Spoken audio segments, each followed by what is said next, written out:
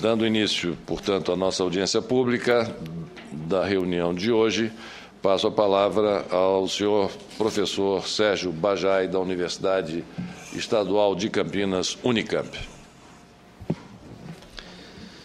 Bom dia a todos. É um grande prazer retornar a uma audiência pública dessa comissão, que eu tive o prazer de participar anteriormente, acho que em 2009 ou 2010, né, num conjunto também de audiências públicas ligadas à área de energia. E, enfim, então é um prazer estar de volta aqui. Esse painel, então, trata de eletricidade convencional e me foi pedido para dar um certo foco na termoeletricidade com combustíveis fósseis, né?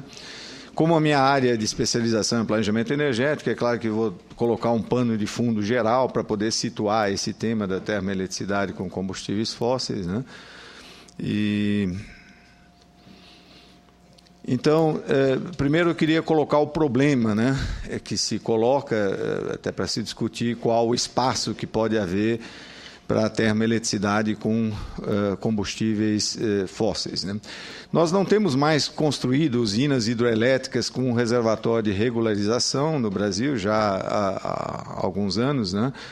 O que tem implicado na redução na capacidade de regularização do sistema interligado nacional.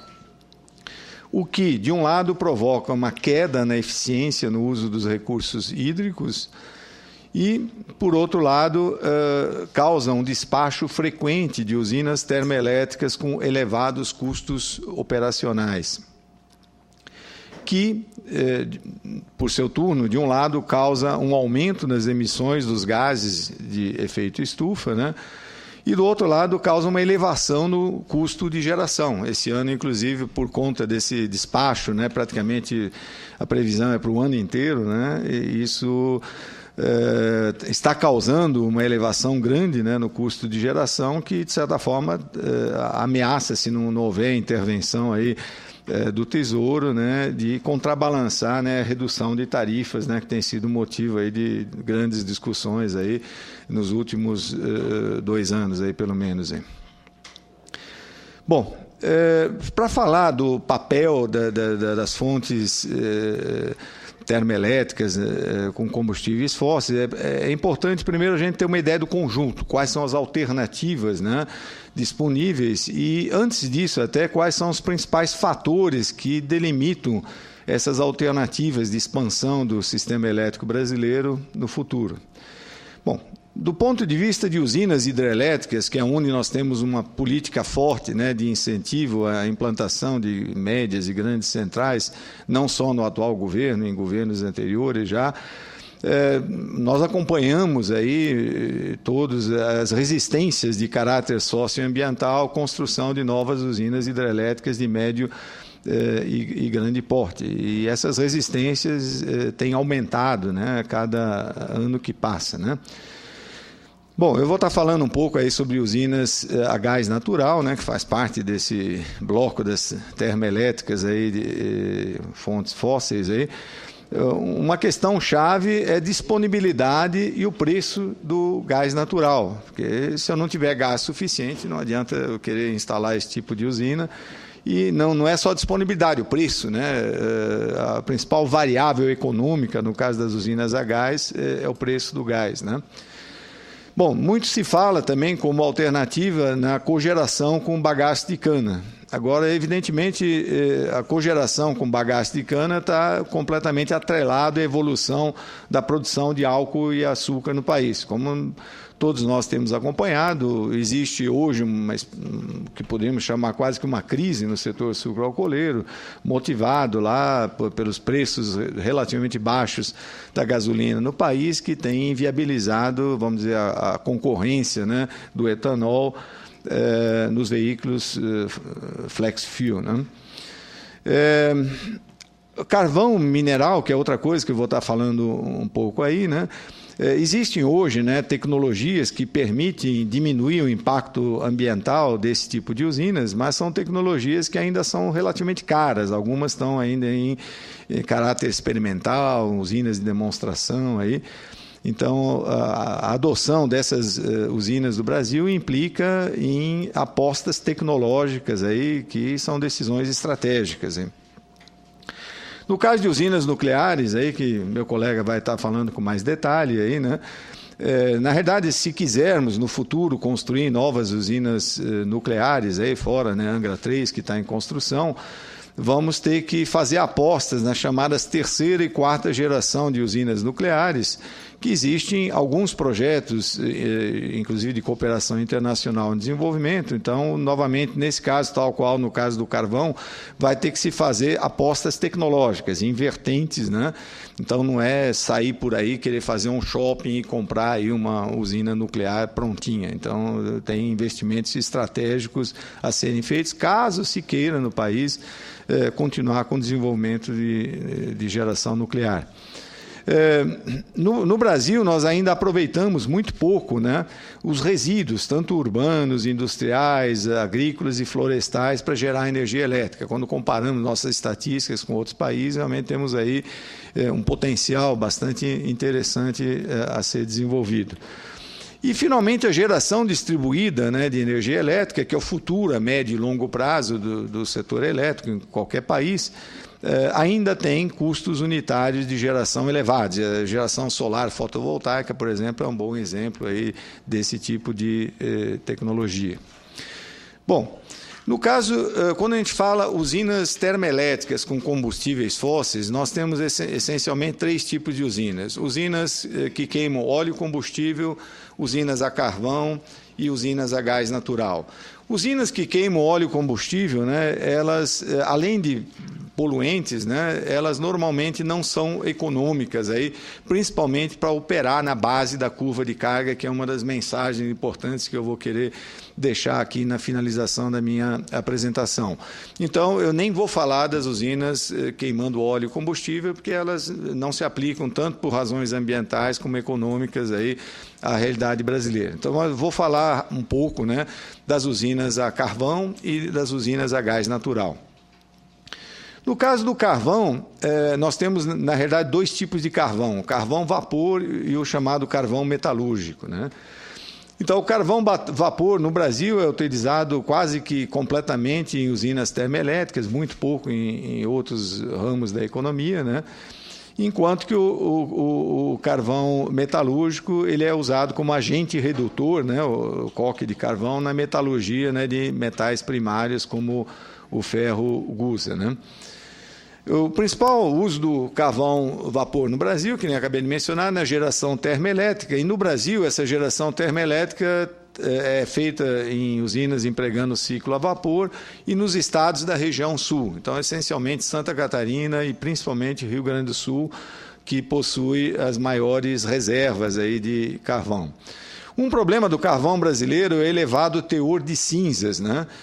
E que faz com que fique inviável o seu uso longe, como a gente chama aí, da boca da mina, né, das minas, né, que ficam, que nem eu mencionei, em Santa Catarina e principalmente no Rio Grande do Sul, que tem mais de 90% das reservas.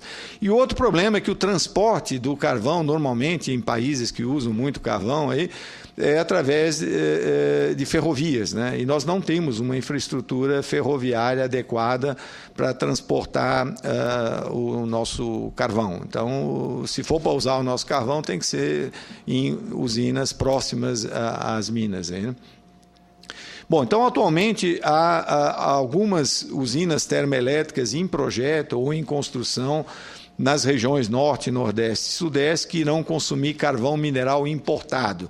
Então, no passado, né, não se falava de carvão importado, porque era uma questão estratégica. Se for para desenvolver usinas a carvão, teria que ser o carvão nacional para fomentar aí, enfim, essa indústria, né, de mineração aí do carvão. Mas, de uns 10 anos para cá, vamos assim dizer, né, literalmente se começou a discutir e a abrir as portas, vamos dizer, para se construir usinas termoelétricas com carvão importado. E o empresário Eike Batista, muito conhecido, está sempre na imprensa, o grupo dele, né, conseguiu vamos dizer, fazer passar algumas usinas termoelétricas a carvão importado, né, em leilões que aconteceram, né, na década passada. Então, tem algumas usinas com carvão mineral importado em construção do grupo empresarial, dos grupos empresariais do Eike Batista, né? Então, usinas termoelétricas a carvão mineral venceram leilões de energia nova em 2005, 2007 e 2008, totalizando 1.752 megawatts. Então, essas usinas estão em construção. E o governo decidiu, após 2009, não mais permitir a participação desse tipo de usina nos leilões, porque, pela sistemática atual, o Ministério de Minas e Energia pode, vamos dizer assim, definir as condições do leilão. Então, inclusive definindo o tipo de usinas que podem participar ou não. Então, após 2009, não se permitiu mais a participação de usinas a carvão, essencialmente por razões ambientais. Como o Brasil assumiu compromissos voluntários de redução de emissões de gases de efeito estufa, uma das medidas associadas a isso foi não permitir mais a participação desse tipo de usina nos leilões. E essa decisão está para ser modificada agora. O secretário executivo do Ministério de Minas e Energia recentemente andou dando declarações de que em leilões previstos para esse ano, novamente as usinas a carvão seriam permitidas, né, participarem.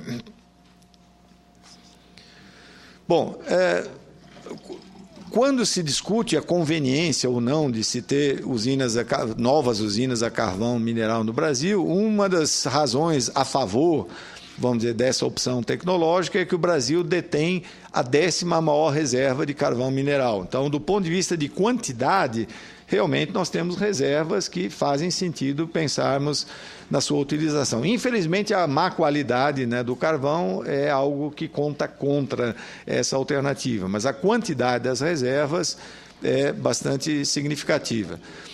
Essas reservas, elas estão localizadas majoritariamente no Rio Grande do Sul, cerca de 90%, e onde a mineração é a céu aberto. Então, essa mineração é muito mais barata. Então, se conseguem custos, né, do carvão menores no Rio Grande do Sul.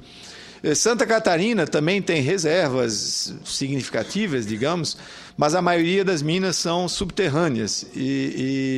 Então, isso encarece, né, a lavra, né? E tem pequenas reservas no Paraná que, por enquanto, não tem compensado o seu aproveitamento, né? Bom, se o Brasil quiser, para o futuro, apostar novamente nessa vertente, né, de usinas termoelétricas a carvão mineral, nós vamos ter que apostar em novas tecnologias.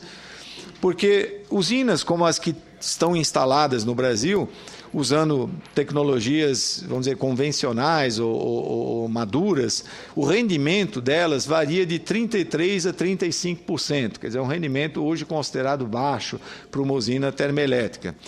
Usando ciclos de vapor supercrítico e ultra supercrítico, se pode elevar essa eficiência para entre 44% e 50%, uma elevação bastante significativa.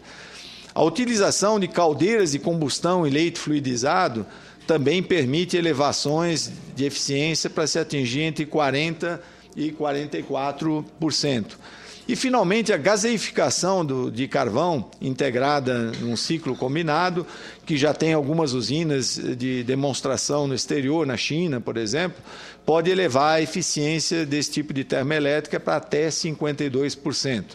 Ou seja, se quisermos incentivar novas usinas a carvão, temos que apostar nessas novas tecnologias e, inclusive, fazer opção entre essas alternativas, porque essas três coisas que eu menciono aí são alternativas. Nós não temos condições de implementar as três. Vamos ter que fazer a escolha de alguma delas e aí vai entrar, inclusive, decisão governamental, estudos aí por parte do Ministério de Minas e Energia, Ciência e Tecnologia, Indústria e Comércio e assim por diante. Bom, a poluição causada por usinas a carvão pode ser classificada em duas categorias. A poluição local, em termos de material particulado, chuva ácida causada aí por óxidos aí de enxofre ou de nitrogênio. Então, essa aí está sendo relativamente controlada através de tecnologias que vêm se desenvolvendo ao longo do tempo. Ou seja, hoje há tecnologias que permitem manter esses níveis de poluição, entre aspas, chamada local, em níveis aceitáveis. Tanto é que tem usinas a carvão funcionando na Alemanha, Estados Unidos, vários lugares, na China, enfim, né? Agora, o problema maior é a emissão de CO2, realmente, porque dos combustíveis fósseis, o carvão é que emite mais CO2. Então, está sendo feita uma aposta tecnológica de captura e armazenamento de carbono, que, se isso se tornar viável economicamente em algum momento, vai tornar a usina a carvão novamente interessante, mesmo do ponto de vista ambiental, de emissões de CO2. Só que isso, por enquanto, não se mostrou economicamente viável em nenhum lugar do mundo. Então, os países que têm mais geração a carvão, como os Estados Unidos, como a Alemanha, a China, enfim, têm já plantas de demonstração, mas que, por enquanto, não se mostraram economicamente viáveis.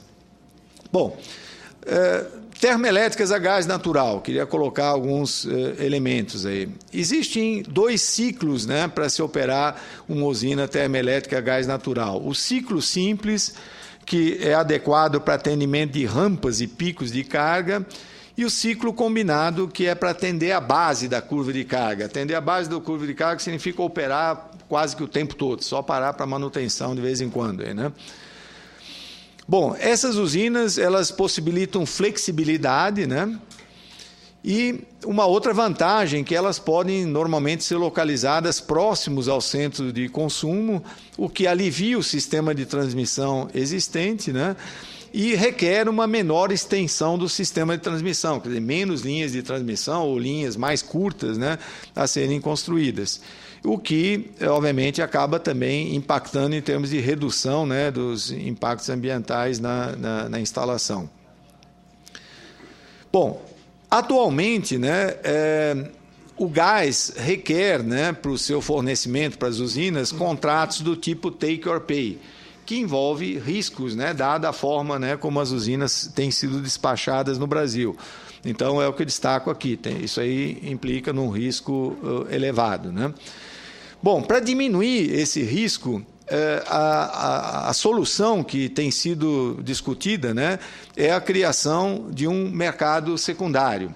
Eu fui emprestado pela Unicamp para o Ministério de Minas e Energia em 2001, 2002. Fui um dos bombeiros que tentou aí ajudar a apagar o incêndio, né, do apagão aí da época, né? E desde aquela época a gente discutia essa questão de formação do mercado secundário para reduzir riscos. Formar esse mercado, do ponto de vista institucional, é um desafio muito grande para o governo. Isso implicaria em mudar várias coisas das regras atuais de funcionamento.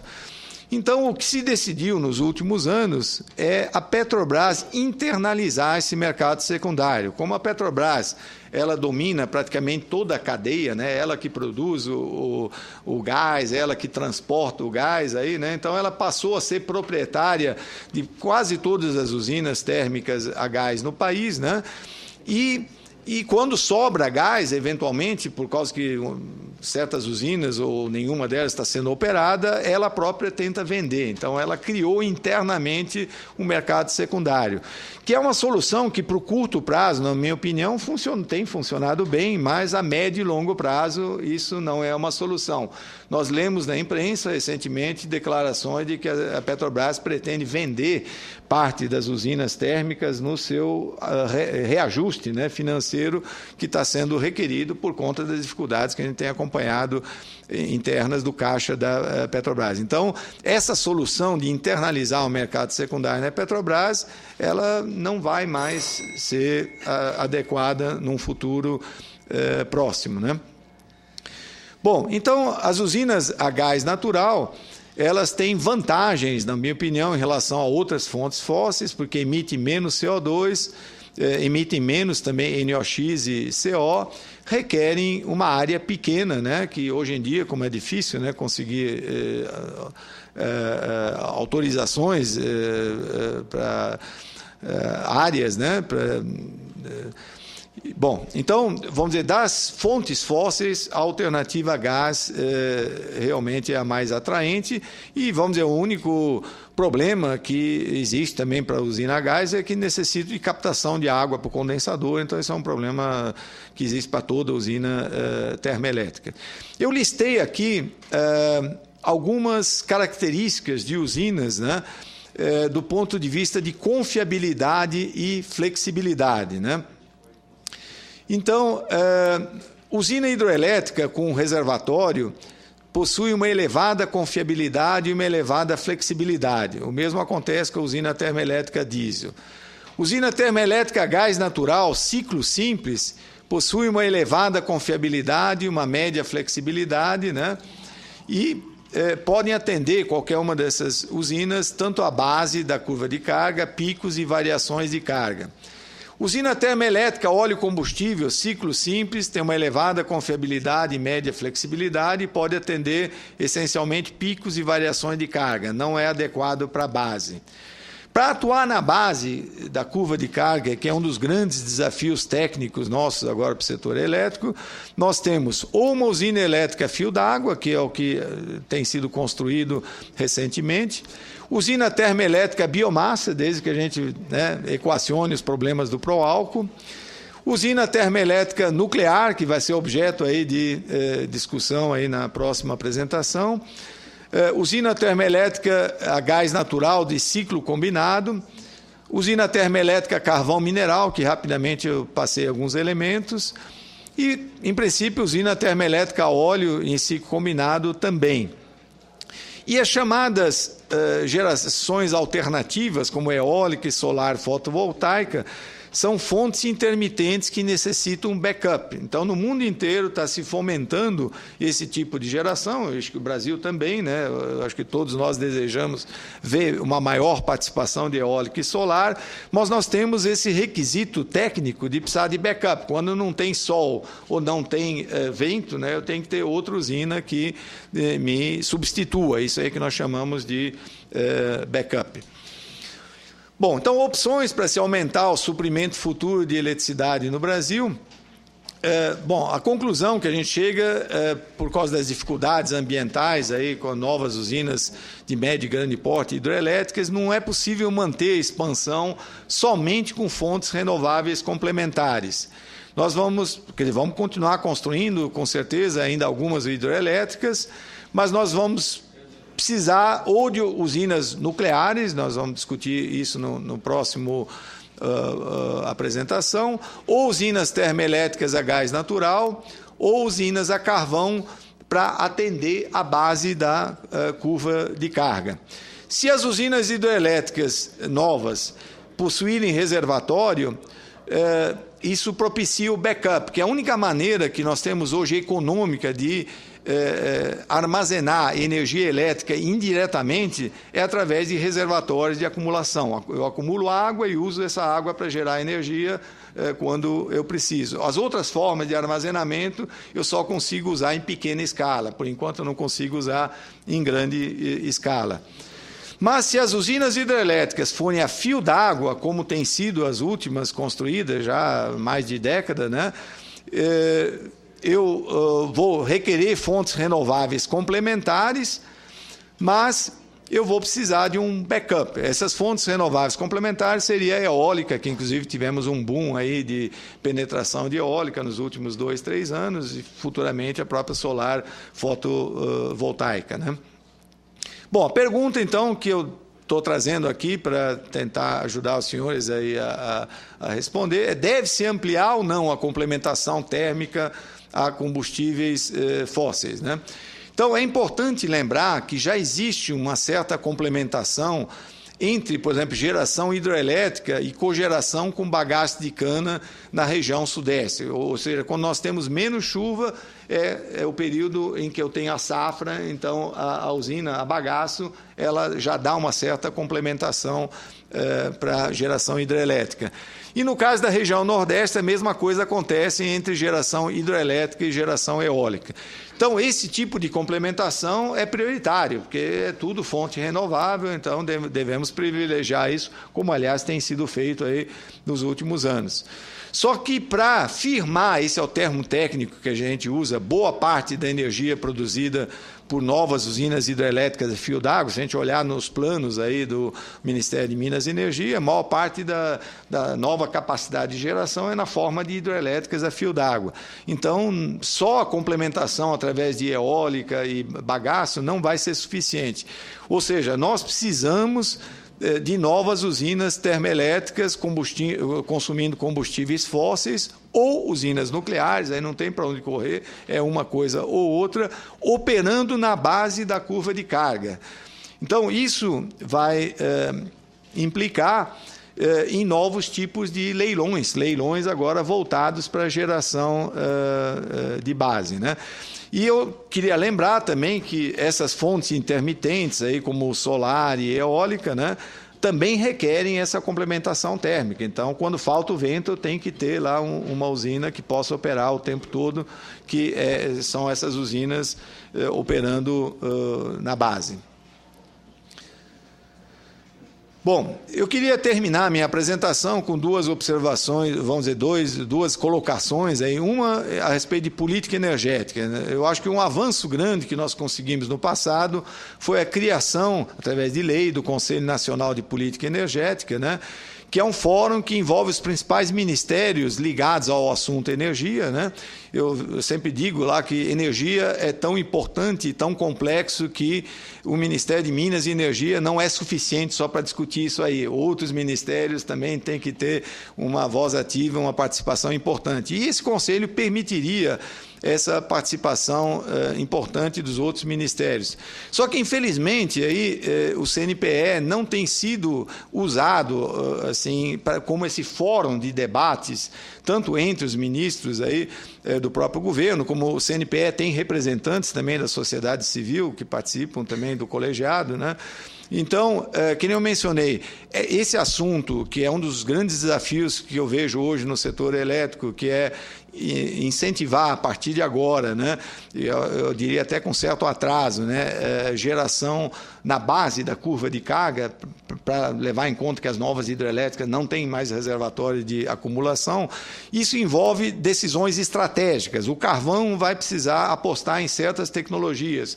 Nuclear, se quisesse seguir essa linha, vai ter que também fazer opções tecnológicas. E o CNPE tem um perfil adequado para discutir essas questões estratégicas. Ela foi criada exatamente para isso.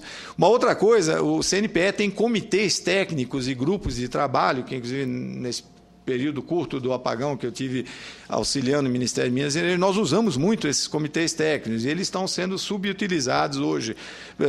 Poderiam prover um embasamento técnico necessário para as decisões do Conselho. E uma coisa que eu tenho defendido há muito tempo em vários fóruns, né? A Europa tem uma prática muito interessante, que é lançar novas políticas, né, para serem discutidas em audiências públicas. Aliás, isso é uma prática interessante que existe já nos órgãos reguladores. A ANEEL já tem uma tradição razoável, a ANP também, de audiências públicas. O próprio Legislativo aqui também tem uma tradição, aí a Casa boa nesse sentido. Infelizmente, o nosso Executivo, né, os ministérios ainda, vamos dizer, avançaram um pouco nesse sentido. O ideal seria se lançar, por exemplo, documentos preliminares relativos ao carvão ou ao gás natural, eventualmente até a nuclear, né? Receber contribuições, né? E depois publicar formalmente, né, essas políticas para conhecimento de todos, algo que a gente pudesse adquirir numa livraria do governo, quais são as posições oficiais do governo em relação a questões estratégicas, né? Bom, o planejamento energético vem num segundo momento, após as políticas estarem bem definidas. Hoje, eu acho que hoje, nos últimos anos, a gente tem feito um pouco de inversão. Nós supervalorizamos o planejamento, que, aliás, é a minha área de atuação, e deixamos no segundo plano políticas. Mas se não tiver políticas bem embasadas, né, o planejamento perde muito, né, do seu significado e do seu conteúdo, né? Então, apesar de termos tido um progresso inegável na área de planejamento energético, ainda existem muitos desafios, né? Então, por exemplo, os procedimentos usados, eu não quero entrar aqui nos detalhes, até porque o meu tempo já estourou aí, os procedimentos usados para a EPE, que auxilia o Ministério de Minas e Energia no dimensionamento dos leilões, o modelo New Wave, né, que é o principal modelo usado aí para simular, vamos dizer, os parâmetros operacionais aí do modelo, ele não leva em conta, vamos dizer, o longo prazo que essas usinas operam. As simulações são feitas normalmente 10 anos para frente, essas usinas vão operar 15 anos ou mais aí, né? E isso, então, tem criado distorções que não favorecem usinas que atuam mais na base da curva de carga, que é o caso das usinas a carvão, ou mesmo nucleares, ou o gás aí em ciclo combinado. Então, o tal do índice custo-benefício, que é um dos principais parâmetros dos leilões, hoje está distorcido, né? Parte por essa razão de as simulações serem mais para o curto prazo, né? E as bases de dados utilizadas para, vamos dizer assim, calcular os parâmetros aí, são diferentes. Isso causa distorções também. Eu fui membro do Conselho Consultivo do EPE durante uns 2 anos e eu tive a oportunidade até de levantar esses pontos aí em reuniões internas lá do Conselho, mas que eu saiba ainda isso não foi corrigido, né? Enfim, então, isso aí tem causado viés que tem favorecido usinas termoelétricas que são mais baratas com as atuais regras do leilão, né? Mas elas são muito caras de operar. Então, essa alta conta, né, que nós vamos ter da operação praticamente o ano inteiro das termoelétricas esse ano, é porque boa parte dessas termoelétricas, desse pacote de termoelétricas, tem um custo operacional elevado. Então, nós temos um desafio de, no futuro agora, e num futuro tem que ser bem próximo, né, pensar em elaborar novos leilões voltados realmente para usinas operando na base da curva de carga. Então, essa é a principal mensagem que eu queria deixar, então, nessa minha breve apresentação, e eu agradeço a atenção dos senhores. Muito obrigado ao senhor professor Sérgio Bajai. Ele é professor e pesquisador sênior da Universidade Estadual de Campinas, Unicamp, presidente da Sociedade Brasileira de Planejamento Energético, SBPE, e membro do Conselho Estadual de Política Energética de São Paulo, CEP.